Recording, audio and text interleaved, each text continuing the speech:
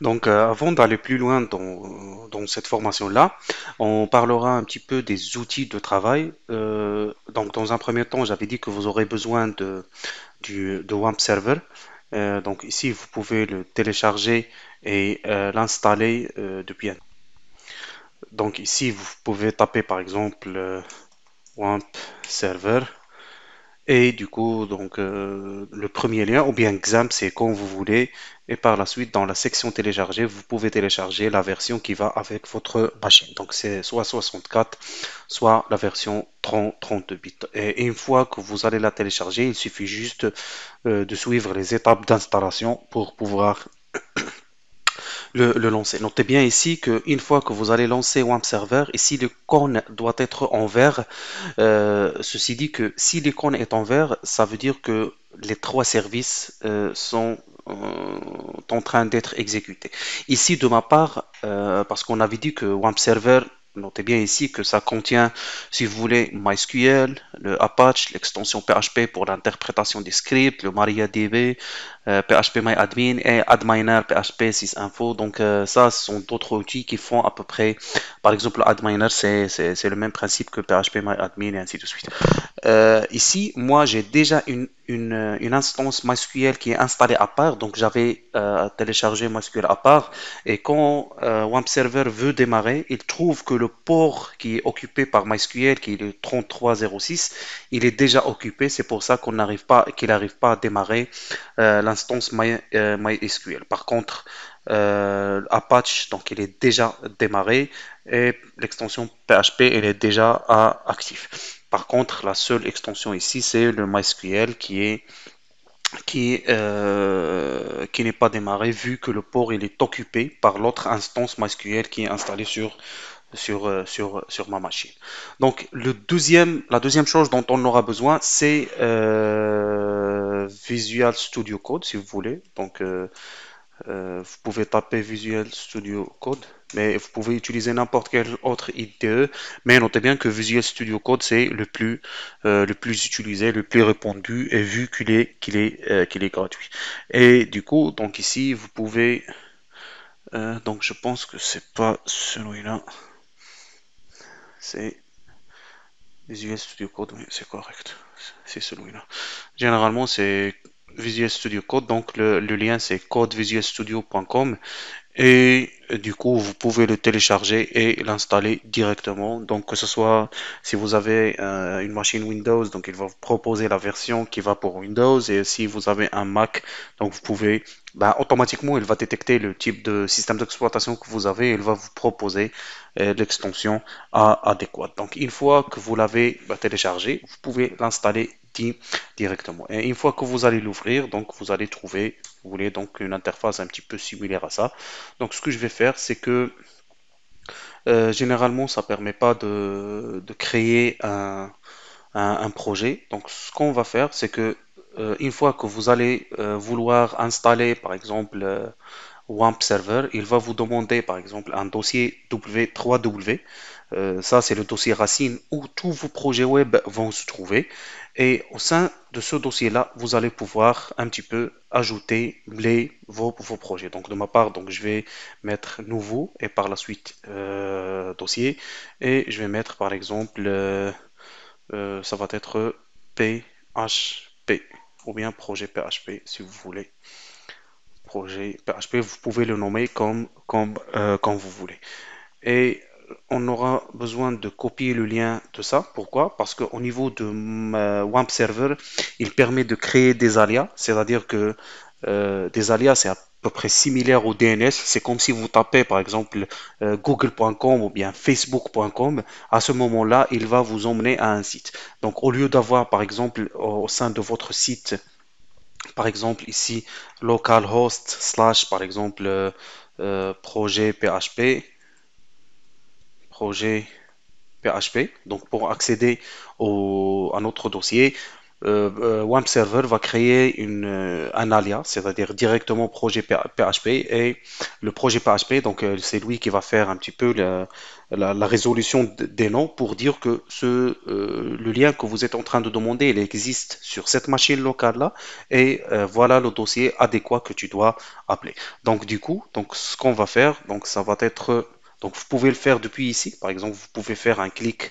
gauche depuis la souris et par la suite Your Virtual Hosts et puis Virtual Hosts Management. Sinon, vous pouvez accéder à localhost et par la suite, ça va être ah voilà, donc add à Virtual Host. Donc ici, on va l'appeler par exemple YouTube, si vous voulez, PHP.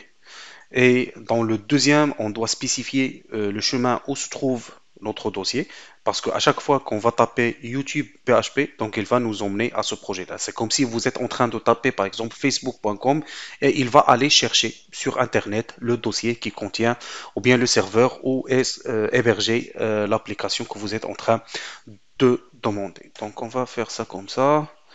Et ça, normalement, si vous le laissez comme ça marche, mais c'est juste pour rester en concordance avec ce qu'il est en train de demander. Voilà, donc c'est bon. Donc on va commencer la création de notre virtual host. Voilà, donc the server name YouTube PHP is no underscore, je m'excuse. Donc ici, ça va être PHP you. Et par la suite, je vais recopier le fichier. Ben, on pourra laisser ça comme ça. C'est bon, donc j'ai déjà commencé la modification. Et voilà. Donc, on va commencer la création. Voilà, donc ici, on a la virtual host qui a bien été créée. Ce qu'on doit faire généralement, c'est un clic gauche et puis on va redémarrer les services si vous voulez. Donc, ça va permettre un petit peu de recharger le DNS pour qu'il puisse un petit peu connaître notre dossier. Et du coup, donc voilà, il est en rouge, c'est-à-dire que les trois services sont en arrêt. Voilà le premier service qui a démarré. Je pense que les deux services ont déjà démarré. Le troisième ne va pas démarrer, qui est le MySQL. Par la suite, on reviendra à localhost et notez bien qu'on a ici le PHP. Et une fois que je vais cliquer, voilà, donc c'est normal, il va m'amener dans le dossier que j'avais créé ici. Mais notez bien qu'il n'existe aucun fichier et c'est normal. Ce qu'il est en train de faire, c'est juste le listing des fichiers. Et puis il affiche la version du serveur qui est installé, la version du PHP, et voilà le port sur lequel il écoute. Notez bien que ces informations-là, vous pouvez les modifier la façon, s'ils doivent être affichés ou pas, donc dans la partie Apache et puis HTTPD conf. Et notez bien que la virtual host qu'on avait créée maintenant, donc ça existe dans le HTTPD euh, conf vhost.conf. Donc une fois vous allez ouvrir ce fichier là, donc des, euh, vous allez trouver un petit peu la configuration. Donc localhost, voilà, donc alia par exemple, c'est phpu, donc c'est la dernière qu'on avait ajoutée.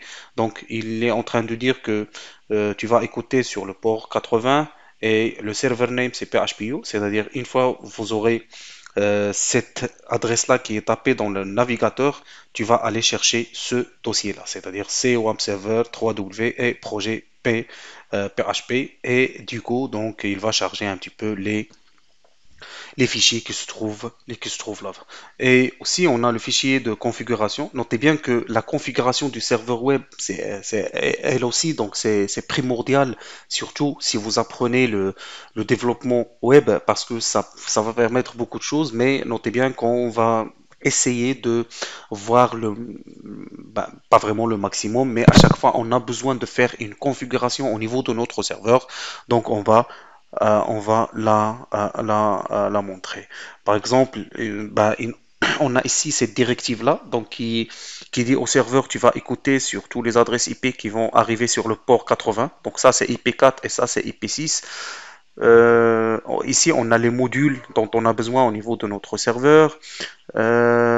Aussi, Aussi, donc vous pouvez avoir, ouais, généralement vous pouvez avoir pas mal de configurations à faire ici. Donc on a ici le log level, c'est warning, c'est-à-dire que ça permet de contrôler les erreurs qui vont être écrites dans le fichier log. Donc vous pouvez mettre par exemple debug, info, notice, warn, error, critique, ainsi de suite. Donc c'est warn, je pense, si je me rappelle bien, warn, c'est-à-dire que tout ce qui est debug, info, notice et warn sera enregistré.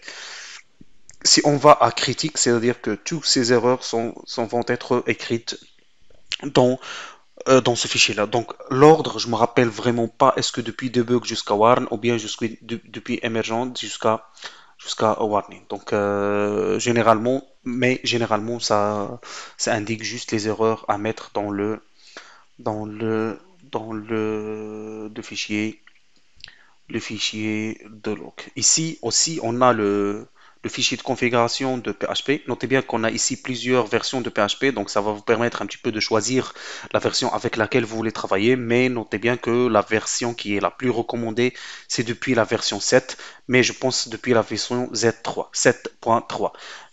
Pourquoi on dit ici les versions? Parce que le développement du langage PHP, depuis une version vers une autre, il y a certaines, par exemple, certains syntaxes ou bien lexiques qui apparaît qui est nouveau. Par exemple, supposons qu'on a une fonction qui est apparue dans la version 7.3. Si vous êtes en train de travailler avec la version 7.2 et que vous utilisez cette fonction-là dans votre code, alors une fois que le programme va vouloir l'exécuter ou bien l'interpréter, il va générer une erreur disant que lui, il ne connaît pas cette version-là. Et du coup, donc ici, vous serez obligé un petit peu de faire un upgrade de la version PHP que vous utilisez. Et ça, c'est primordial et vous devez faire attention un petit peu à ça. Ici, on a, ok. On a aussi le PHP et puis PHP.ini. Voilà, c'est bon. PHP.ini, donc ça permet un petit peu de faire la configuration de votre serveur PHP. Par exemple, engine on, precision, voilà, output buffer. Donc, je vais juste essayer de vous donner un exemple. Max execution time, c'est 120 millisecondes. Max input vars. Mais généralement, ça indique memory limit. Donc, ça indique la mémoire avec laquelle un script pourra consommer. Et en dehors de cette mémoire-là, donc le serveur, on dit que le serveur ne va plus marcher. Donc, si on a un script qui va consommer par exemple 129 mégas, alors le serveur va tomber et ne va pas pouvoir répondre à la requête de l'utilisateur. On a par exemple, mais généralement ça, on va essayer de le voir au fur et à mesure. À chaque fois, on a besoin de quelque chose parce que déjà PHP, il vient avec une configuration par défaut. Ici, on a le post max size. Le post max size, donc ça, c'est une instruction qui définit la taille du post. Post, c'est-à-dire une requête HTTP post qui sera envoyée depuis le navigateur vers le serveur. Supposons on a un formulaire dans lequel, par exemple, on doit remplir certaines informations, le nom, le prénom, par exemple. On doit ajouter, si vous voulez, des attestations qu'on a scannées. Supposons que les attestations ont une taille de tous les images qu'on a mis dans le formulaire ont une taille de 10 mégas. Alors, si une fois qu'on va vouloir envoyer le formulaire, les données ne seront pas envoyées. Pourquoi? Parce que déjà le serveur il supporte que 8 mégas de données et nous on essaie d'envoyer plus du maximum. Et du coup, ici, on aura des problèmes. Sachant que le script marche, une fois qu'on est débutant, ça va être difficile de savoir pourquoi les données ne sont pas transmises au serveur ou bien à la page suivante, mais au fur et à mesure donc on apprend, donc ça devient plus facile. Mais ne vous inquiétez pas, donc on va essayer de voir ça au fur et à mesure.